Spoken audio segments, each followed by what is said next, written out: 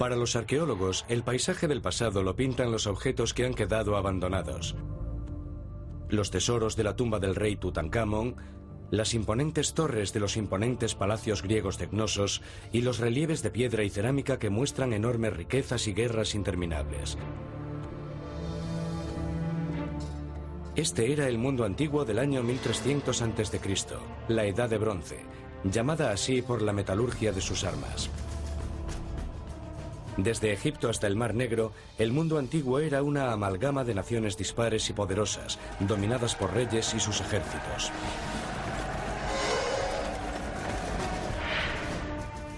Los miceicos y minoicos, los héroes de la leyenda homérica, construyeron sus palacios en Grecia, Creta y las islas del Egeo. El faraón Ramsés, que se cree es el faraón del Antiguo Testamento, cambió hasta el paisaje con el monumento que levantó en Karnak. Los hititas, enemigos bíblicos de Egipto, dominaron lo que ahora es Turquía y el norte de Siria. Los cananeos, los mercaderes de la gran ruta comercial, controlaban lo que se convertiría en Tierra Santa, Israel, el Líbano y Jordania. Era un mundo hecho de muchos reinos, alianzas aparte, muy distintos en designios y cultura. Y sin embargo, cuando los arqueólogos comenzaron a excavar este territorio en la década de 1930, comenzó a surgir un patrón inquietante. Lo que tenemos es una serie de destrucciones. La mayoría de los pueblos, palacios y ciudades principales han sido destruidos por un motivo o por otro. Aunque las pruebas de dicha destrucción estaban extendidas, en casi todos los casos el período del derrumbe fue el mismo. Los años próximos al 1200 a.C. En este periodo de 50 años tenemos como mínimo 4 civilizaciones importantes que desaparecen. Desaparecen los micénicos, desaparecen los minoicos, desaparecen los hititas, los cananeos desaparecen en buena medida y Egipto queda tan debilitado que nunca volverá a ser el mismo. Eso es lo que más llama la atención, son los pueblos más importantes del mundo y todos acaban mordiendo el polvo al mismo tiempo, en el plazo de una generación o dos. El periodo de Ramsés comienza con mucha fuerza, con algunos de los edificios más espectaculares, con una riqueza increíble, y de repente no se ven grietas en el entramado de la sociedad.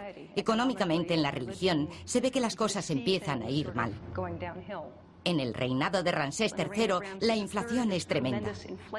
Los monumentos se hacen a escala más pequeña.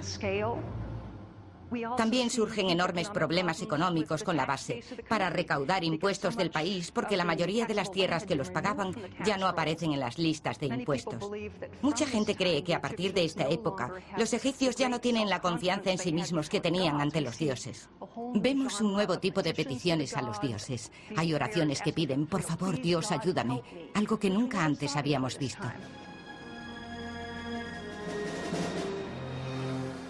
Después de un siglo de progresos que vieron el desarrollo de la primera escritura alfabética en Ugarit en el año 1300 y la primera anotación musical en Siria, el registro escrito termina abruptamente.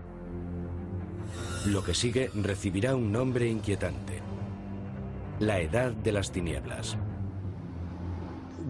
La Edad de las Tinieblas en el Egeo y Mediterráneo Oriental tiene dos connotaciones.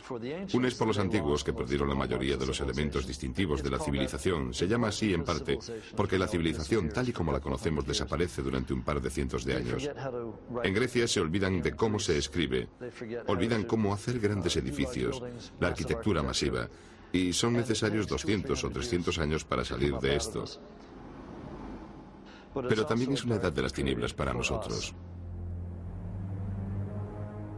Sin registros escritos, los arqueólogos se quedaron perplejos ante las pruebas de las migraciones masivas que tuvieron lugar en todo el mundo antiguo, y todas en el 1200 a.C.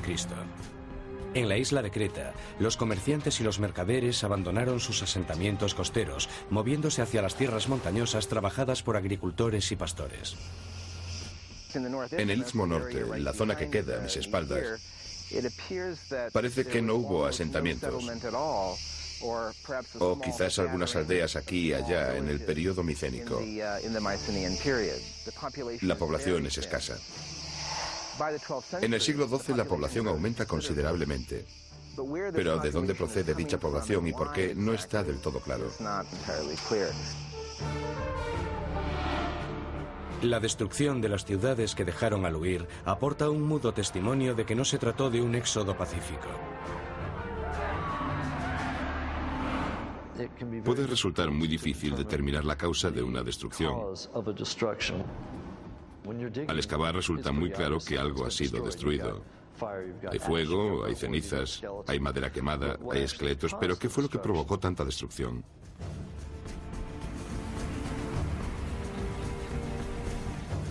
La respuesta podría no estar entre los restos de estos palacios, sino en las montañas que se alzan por encima de ellos. Un arqueólogo ha dedicado su vida a seguir las pistas, redescubriendo los antiguos senderos que ascienden por los empinados precipicios del Egeo. Aquí seguirá los pasos de los supervivientes, con la esperanza de descubrir por fin cómo y por qué se vino abajo su mundo.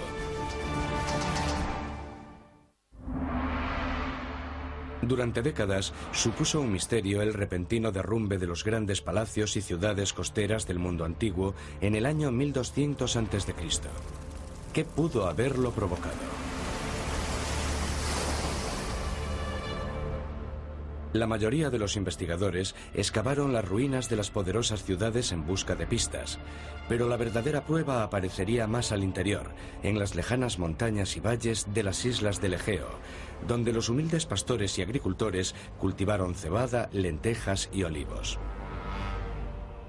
Todo eso cambió en el verano de 1983, cuando el arqueólogo polaco Krzysztof Nowicki, que entonces tenía 26 años y estaba haciendo el doctorado, escaló por primera vez el monte Carfi, en Creta. La meta original de Nowicki era la de estudiar un altar religioso neolítico construido en su cima por los pueblos prehistóricos.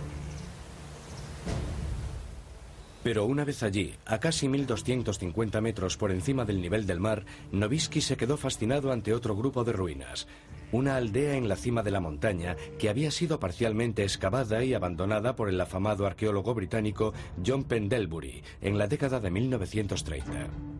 Después de vivir uno de los cruentos inviernos en la cima del monte Carfi, Pendlebury sugirió que se trataba de un simple asentamiento temporal o estacional, pero para Nowicki las ruinas hechas de grandes bloques de piedra parecían algo muy distinto.